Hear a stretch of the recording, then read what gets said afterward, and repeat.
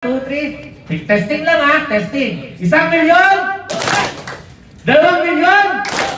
3 milyon? Okay, let's go! Welcome! Mentor Ricardo Betita!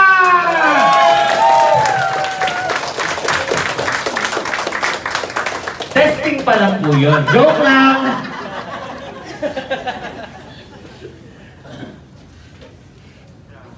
Yan na, si Doc.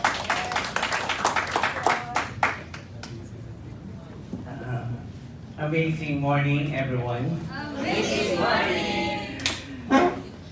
Pasensya na, medyo late si Tito Doc dahil ano naman, maraming patient. First priority ang patient, no? Pero syempre, hindi pwede na mag-absent si Tito Doc. Anyway, I started sa itong business. Tinawagan ako ni Mentor Raf dahil magkaibigan na kami noon sa previous company. Mahirap tanggihan.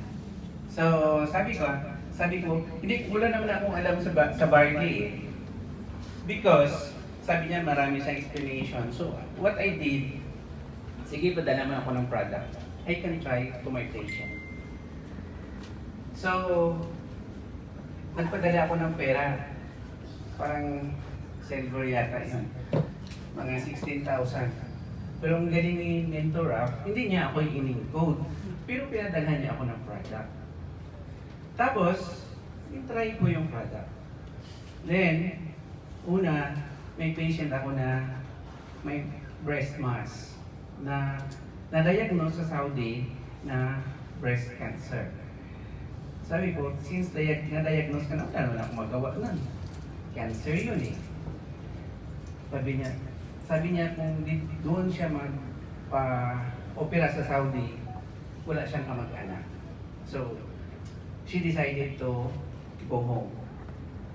And then, alam naman natin yung mga mga OFW, walang pera din yan. So, nangyayari, sabi niya, Dok, wala ko kwarta, Dok. Sabi ko, wala naman tayong magawa. Ayaw mo man magpa-opera. So, try na lang natin si Barty. So, capsule lang binigay ko. So, nangyari, after 1 week, bumalik siya. Sabi niya, Dok, nang wala. Parang hindi na maganda yung result. Siguro something maganda talaga si Barty. And then, here's another patient. Sabi niya, Dok, galing ako sa Dao Hospital, yung transfer sa Rojas Memorial Hospital. Ang creatinine niya is 1,386 pala. So, sabi ko more than 1,000 ang creatinine, need talaga yung ang dialysis. Pero sa Memorial, in-explain sa iya sabi niya, kung i-dialysis ka, every week, may twice or thrice a week, 5,000 a week. So, hindi niya kaya. He decided na gawa sa Rojas Memorial Hospital ay nag-check up din sa akon. So, wala man ako mahatag sa imong maayong bulong kay 1,386 ang mga creatinine. So, ang nangyari, siguro may barley testingan ta. And then, Monday nagpa-check up siya. After 5 days, Saturday yon, nagpa-check up siya ulit. Yung patient ko taga Dumaraw, or Dumaraw Papis. So nagstay siya sa Lunoy, sa iyang pariente. After 5 days, wala siya nagahubag siya eh. Kapag-hubag siya, edema, parang tawag yan. So, natabo, ang iyang, nag-recheck kami sa iyang creatinine from 1,386, 300 na lang. Nawala yung 1,000. Wala siyang panggamot, barley lang. So, it boost my confidence na mag-reseta ulit. Sabi ko, hindi pa ako convinced. So, dahil doon, nag-usap kami ni Rap, sabi ko yung malaking ano na lang. Yes! Yung ano ba yung date na ano, na package para sabi ko, miss, maraming product. In short, dumami ang pasyente, nagdamo ako ni tagaan, may ara ko nga mga breast mass, may goiter, may ovarian cyst. Nga, after 2 to 3 weeks, nakibot ako nga nag-ultrasound and lahat nag-ayogin. So, thank you sa Barley. So, sinigaw daw pa ako, pero today, because almost nakita nyo man siguro iban sa inyo, mga pasyente ko man, like today, siguro masiling ko, pasyente naman wala man gano'n po, mga 40 to 60 patient a day. So, because of that, try ko nga ihatagin sa mga patient ko para it boost my confidence nga maayo ni atong ginaobra, maayo ni ang produkto. Kaya I believe that kung maayo ang product, if the product is good, the income will follow. Yes. Okay. So I assure you, more than 50% of my patient today, every day, ginatagaan ng Barley. Siguro hindi naman magdamo among pasyente kung hindi siya nag-aayo. Yes. Last Monday nga, pasyente namon, isa na lang, mag-isa ka gatos. Sa akon, 56 keso ko. Yung mga pamangkin ko, gabulig sa akon. So, share kami. So, imagine mag-100 patient every day. So, it shows nga, damo man gaayo. So, pero syempre, kami nga mga doktor, we are trained. Na-train kami nga mag-treat talaga sa sakit. That's why kung may ubo ka, ang ginaubra ni Tito Doc, mag-reseta ako ng antibiotic sa ubo. Mag-reseta din ako ng kung ano-ano pa dyan, antibiotics, cough na sa allergy. Kaya dugangan ko sang Barley. Damo-damo ikuya patient na asthmatic. Subong sabi niya, Doc, talagsa na lang ko na hapo. So, very good talaga sa Barley. That's why, halos, tanan, hindi man tanan, almost 60%, 50 to 60% of my patient ang nag-ausagit sa Barley.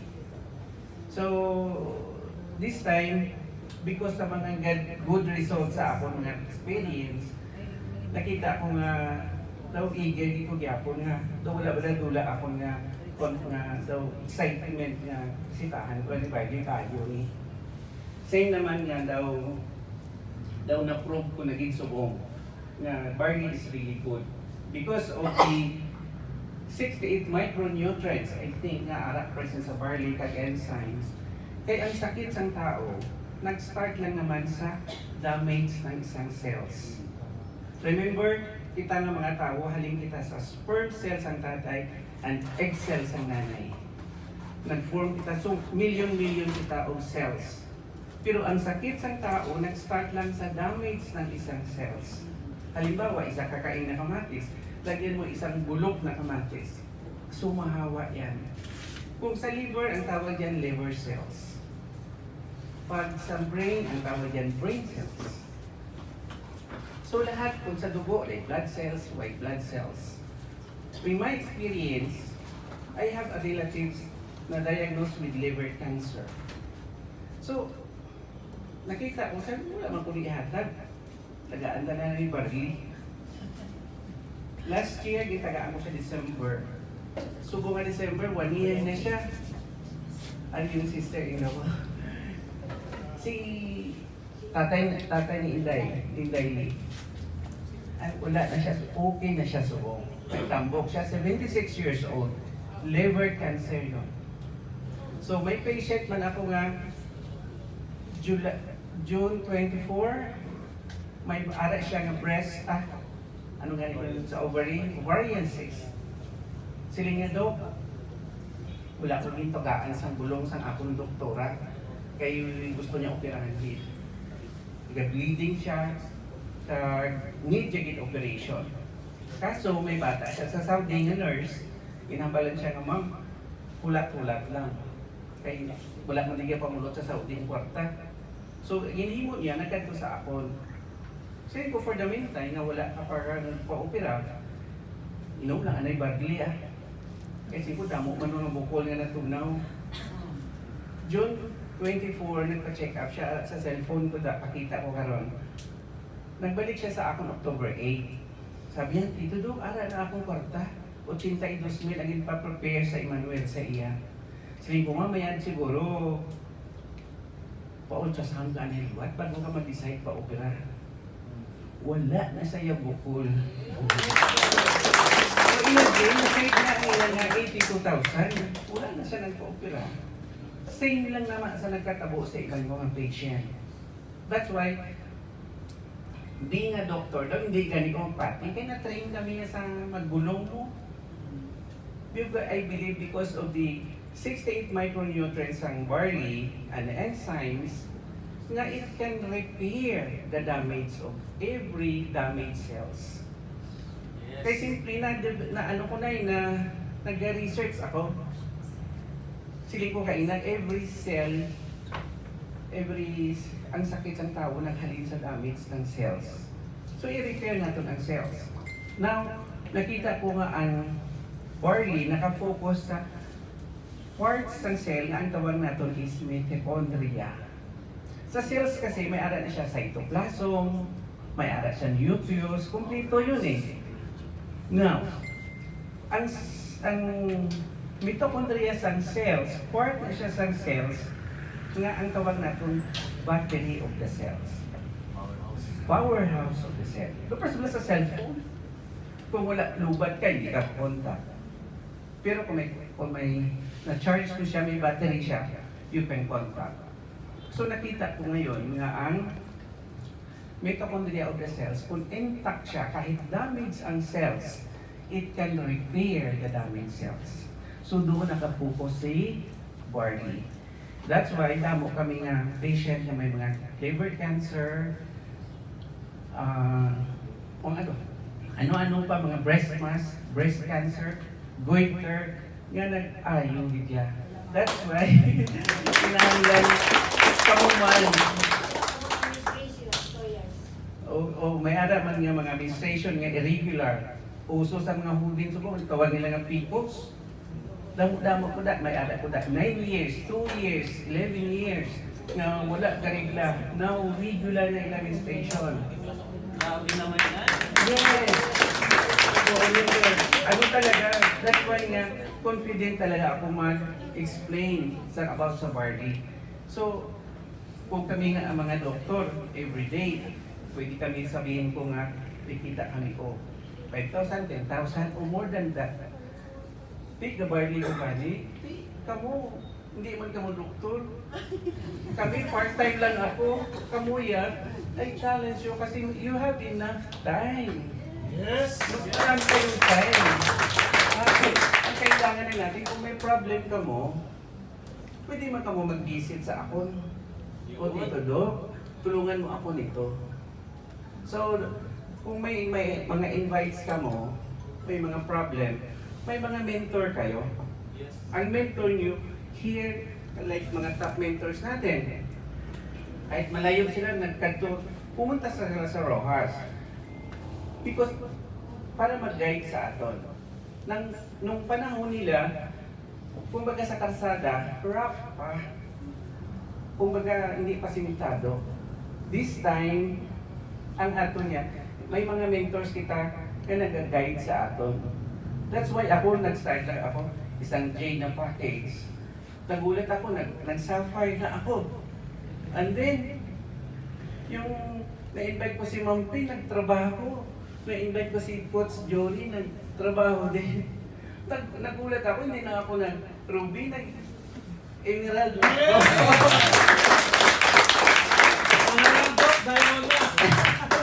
So, imagine, dito lang ako sa Barley na siyempre nagkita ka rin, hindi ko nga alam, nag-impose na nila, hindi ko pa alam, nakita ko, nandun na ako sa may umita na ako ng million. So, kung si Tito Do, kaya, na kunti lang ang panahon, part-time kong ginagawa, I challenge all of you. Kayang-kaya nyo yan. Yes. Kasi, i-regardless kung ano man yung package sa kunin mo, Importante makapag-focus tayo. Ang importante rin yan, tiwala eh. Tiwala sa sarili at tiwala sa produkto. Because I really believe, if we have a good product, then the income will follow. Yes. So, this time, ang masabi ko lang, thank you so much sa pagkadto nyo dire, pagdating nyo. Ay, umpisa pa lang naman ito eh. Yes. At saka mas advantage sa inyo, may tito daw ka pupuntahan. Diba?